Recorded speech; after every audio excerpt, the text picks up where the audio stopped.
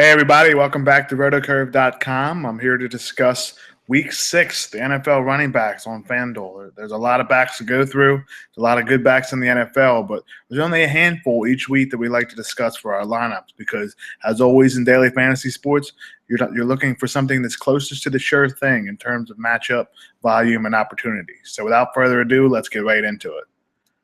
The first back I like this week is Arian Foster at 8,500 on FanDuel.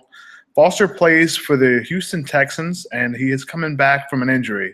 Now, last week he didn't see his full amount of volume that he would normally see working back from that injury, but this week he's expected to see the full workload against the Jacksonville Jaguars.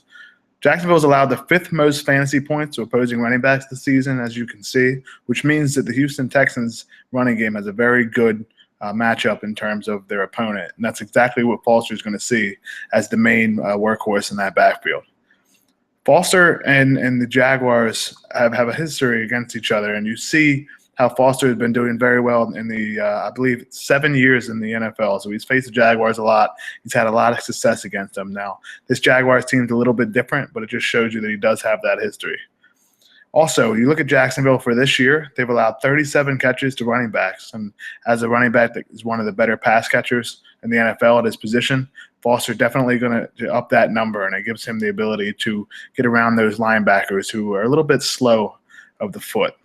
Now, last week we saw Foster catch 9 passes for 77 yards. So considering he's well involved in the passing game with the quarterback situation and looks in basically shambles in Houston, it gives you the idea that Foster's going to be heavily used in the passing game as well. So you're going to see him get some catches. He's going to get most of the carries as well. And in the good matchup against Jacksonville, it's going to make him one of the main targets for me on FanDuel running back for Week 6. Another guy is a little bit cheaper, but I think he has similar value to Foster simply because he does catch the ball out of the backfield along with running the ball, and that's Dion Lewis for the New England Patriots at 7,200. He faces the Colts, who have given up close to 5 yards per touch to opposing running backs this season. And Lewis is the main part of this Patriots offense. Now, that doesn't mean the same thing as it does with other teams because they do have 1 or 2 guys that they focus mainly on.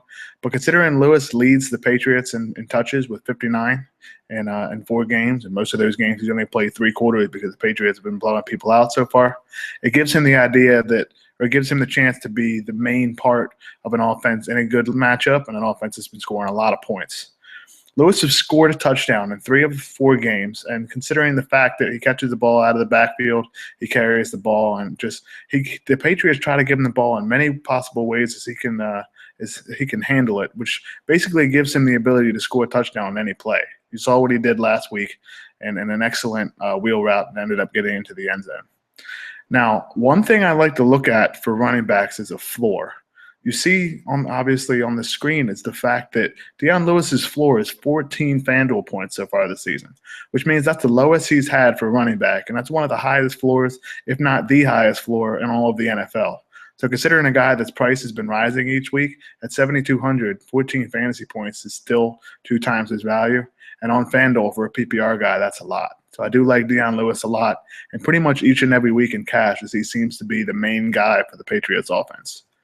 The last guy I wanted to discuss is Gio Bernard, who's built in a similar mold as Dion Lewis, but he actually sees more touches. He's going to face the Bills in Week 6, which, of course, is going to give you a little bit of a hesitation because the Bills' defense is very good. But that's actually one of the reasons why I like Gio Bernard. You can't move the ball on the Bills on the ground. We've seen them limit opponents to less than 4 yards per carry.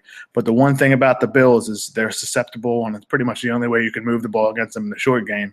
The little short screen passes, and that's exactly what Gio Bernard's been very good at. The fact is that when he catches the ball out of the backfield, he has the potential to take the ball to the house, and it's one reason why him and the rest of that Bengals offense has been very good because they've been using him a lot. He's out-carried his teammate Jeremy Hill in each of the last 4 games. You've seen him get the ball in the backfield in terms of draw plays on 3rd down. He's catching the ball, and he's basically the main guy in the backfield right now for a Bengals offense that's been one of the better offenses in football. So considering the fact that he has a chance to score a touchdown now with Jeremy Hill kind of taking a little bit of a backseat, it gives him the ability to play on all 3 downs, which lets him catch passes as well as carry the football. So that makes him a top option for me at just 6,700. If you don't want to spend up on a guy like Foster and you choose to go with some cheaper options like Dion Lewis and Giovanni Bernard. that basically wraps up our running back segment for this week on RotoCurve.com. So be sure to go over and check out the site for all the free analysis, for all the tools, and let's use everything you can possibly use to get all your information and data together to make Week 6 a profitable one in NFL. Good luck, everybody.